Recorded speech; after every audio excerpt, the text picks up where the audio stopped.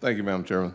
And Ranking Member, thank you for your opening comments. I see our colleague, Senator Sanders, has left, and I will say that America and our government is obviously serious about providing quality health care to as many Americans as possible. I think we spend somewhere near $400 billion for VA. We spend over $520 billion on Medicare. We spend probably $350 to $400 billion on Medicaid. We spend $200 or $300 billion on Obamacare. We have provided somewhere near $1.7 trillion for health care.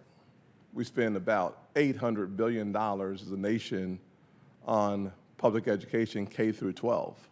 But unfortunately, in the poorest zip codes of this nation, the system fails those kids, so that the quality of your education determines the quality of your life so often, and yet the poorest kids have too few options for quality education, and we fuse together the quality of your education with the quality of your future.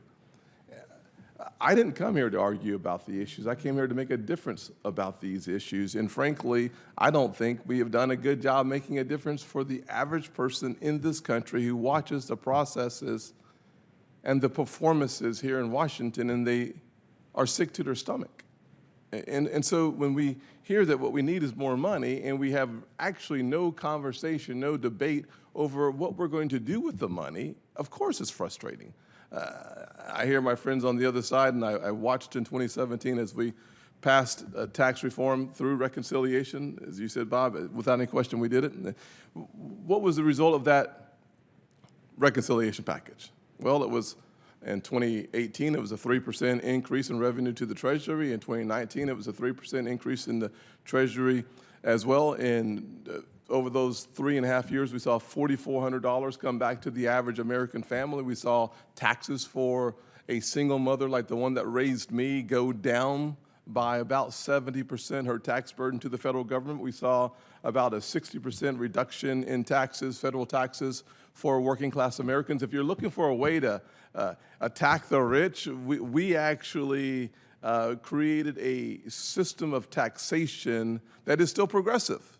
But what we said was a little different. We said that actually creating incentives like the opportunity zone so that those who have will reinvest in places that don't, bringing about $75 billion back to the poorest Americans who happen to be consistently, disproportionately people of color.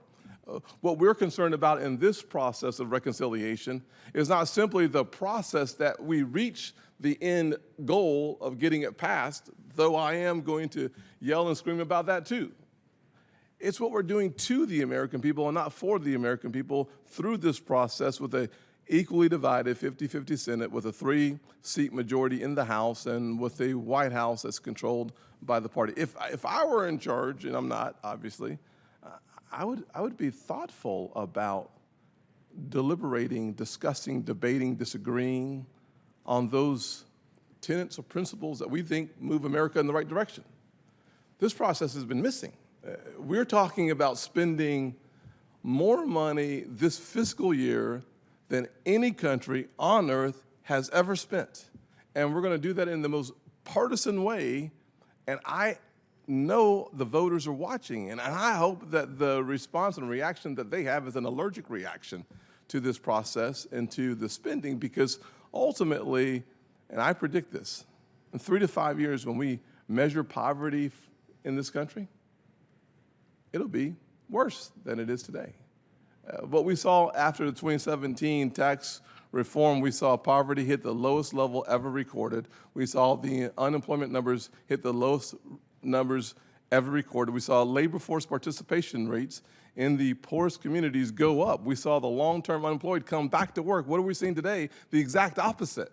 So yes, we are frustrated by the lack of transparency that this nation has on the largest spending packages in the history of the country.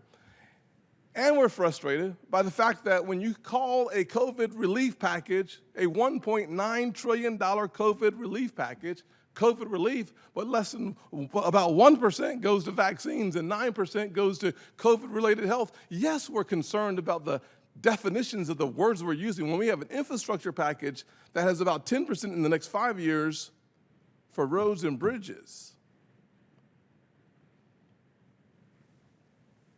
It's frustrating because the American people believe the words we use because the words we use are containers of power. And yet we deceive the American people in our packages by naming them something that sounds good, but the details are so murky you can't figure out what it is, and we're doing it again. At least when we talked about our reconciliation package, we said we are going to cut your taxes, we're going to return $4,000 to your household, we're going to make it easier for you to make decisions because we believe expecting 535 people in Washington to know what 330 million people should do with their money is ridiculous, so we'll give it back to you, you make your decisions. It actually works.